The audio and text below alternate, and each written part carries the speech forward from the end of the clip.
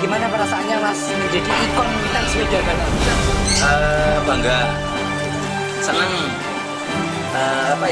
semakin dikenal masyarakat. Kebetulan kan teh sepeda balap juga sudah masyarakat, sudah bisa diterima dari rasanya, kemasannya, dan memang aroma dan rasanya memang punya khas tersendiri dari teh-teh yang lain. Makanya kita sebagai brand ambassador yang dipilih untuk teh sepeda balap bangga dong gitu.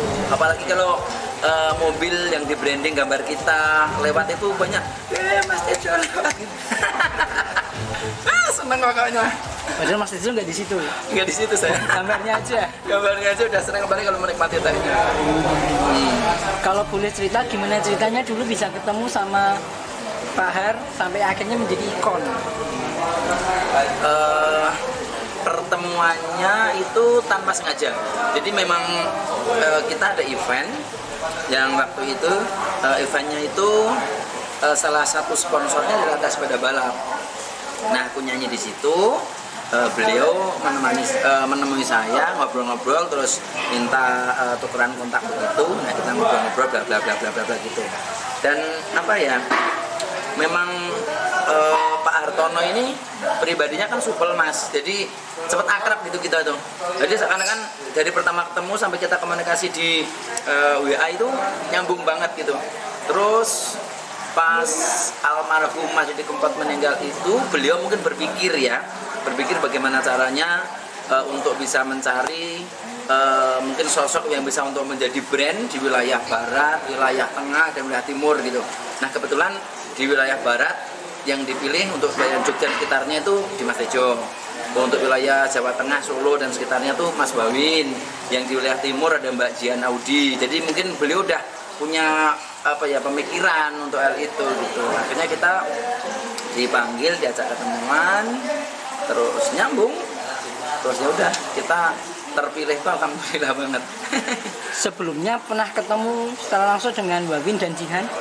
Kalau dengan Mas Wawin dan Mbak Jian kita sering satu panggung. Sebelum jadi brand? Betul, sebelum jadi brand. Tapi sebelum saya dan Mas Wawin jadi brand kan udah duluan Mbak Jian dulu. Mbak Jian di wilayah timur udah duluan daripada kita. Gitu. Tapi pas kita ketemu di panggung waktu itu kita nggak pernah membahas ataupun nggak pernah pikiran untuk bisa menjadi satu seperti ini. Gitu. Jadi ya cuman ketemu di panggung aja.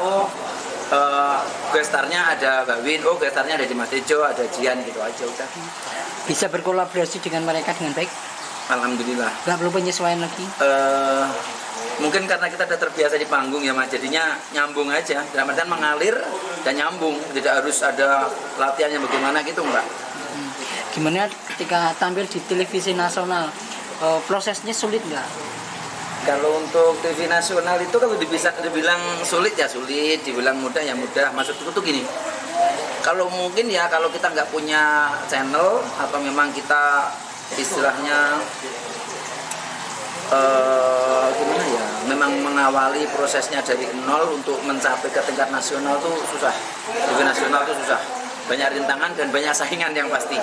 Tapi kalau kita sudah punya nama di TV nasional, insya Allah akan lebih mudah karena mereka akan mencari talent top gitu. Nah, aku udah merasakan itu. Kemarin awalnya juga susah, tapi sekarang ya alhamdulillah udah diberikan kemudahan. Gina awalnya bisa kolaborasi dengan Soimah.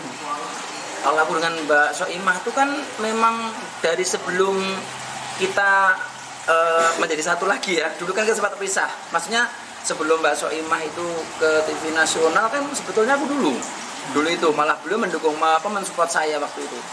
Dan sebelum kita sama-sama go ke nasional itu memang kita udah temenan dari kita merangkak dari awal kita berkarir itu bener-bener kita ngamen berdua, kita istilahnya kehujanan di bawah tenda, kita berangkat pakai sepeda motor dengan plastik itu udah biasa dulu itu. Jadi memang kita merangkak audisi itu sering kita ketemu, ada Mbak Soimah di situ, aku juga di situ. Kowe meneh keluar dari tempat audisi lolos, ora. Ya udah kembali lagi. Ya wis nyatu lagi di tempat-tempat hajatan kayak gitu.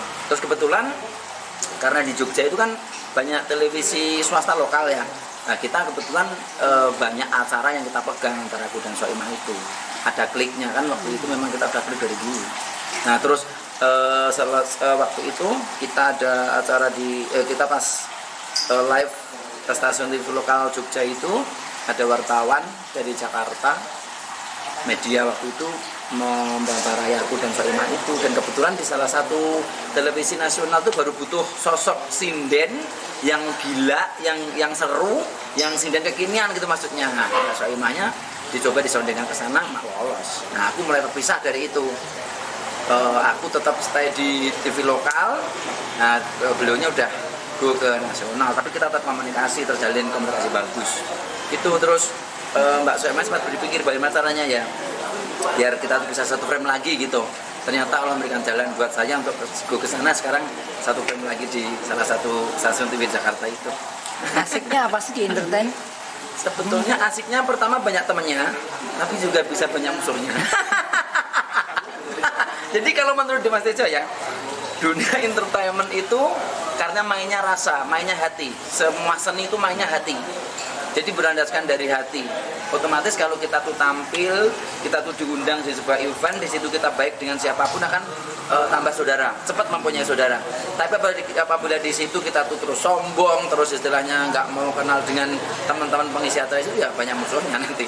Makanya aku bilang gampang golek sedulur, gampang golek musuh ya di dunia seni. Apa tipsnya bisa selalu hits, bisa selalu dilihat oleh masyarakat? Membumi. Jadi kita nek pengen awet ya selalu menjaga komunikasi dengan relasi, terus nggak usah membanggakan diri kita, yang pasti membumi lah gitu. Jadi di mana kita berpijak, di situ yang dijunjung. Media apa yang banyak digunakan? Media untuk saat ini ya medsos, yang pasti media saat ini ya. Kalau dulu sih Mas, kita tuh benar-benar berjuang ya, kaset tuh saya kaset tape, terus kita nggak ada video-video kayak sekarang kita upload ini aja udah langsung dikenal orang. Kadang kalau viral cepat terkenal. Kalau dulu benar perjuangan, dulu ya medianya ya media cetak dulu yang membantu kita, terus TV-TV lokal. Kalau sekarang kita udah punya medsos sendiri, lebih mudah.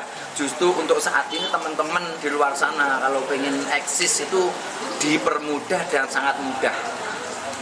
Harapan untuk Mas Tejo dan untuk tes sepeda balap?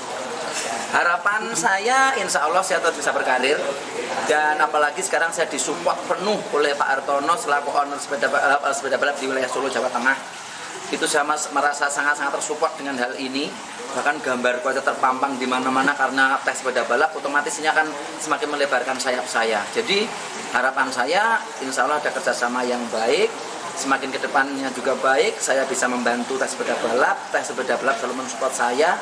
Jadi ada kebersamaan atau ada apa ya istilahnya konektivitas yang bagus antara produk dan brand ambasadornya biar semua maju.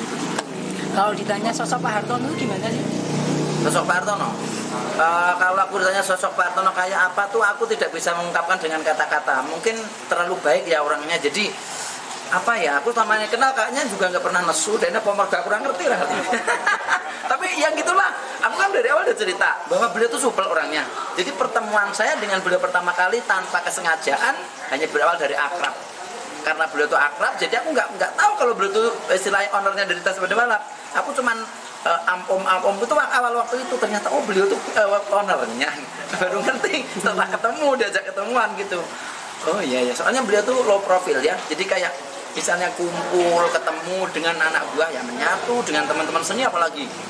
Beliau tuh kalau udah dengan teman-teman pekerja seni itu wes ya nggak ada yang namanya ini loh aku yang mensupport kamu, untuk nggak ada kalimat begitu. Tetap opo onone kalau wong Jawa ya, mungkin beliau punya pondasi ya dari wong rekoso dulu, soalnya beliau itu dulu. Jadi seseorang tuh kalau punya pondasi sing istilahnya mbiyen iki rumangsa aku ki sapa to, itu akan menjadi apa ya kaca kita untuk istilahnya arep neko-neko iki pakai wondi sik dengan rasane awake dhewe. Aku mbiyen gur sapa kok gitu. Jadi begitulah pribadi beliau. Medsosnya untuk medsos saya, untuk Instagramnya ada di @dimasblangkonjogja, DHIMAS Blangkon Jogja tanpa spasi. Kalau untuk channel YouTubeku ada di Dimas Tejo Official. Itu terima kasih kawan-kawan, terus gimana? terima kasih Mas Tejo.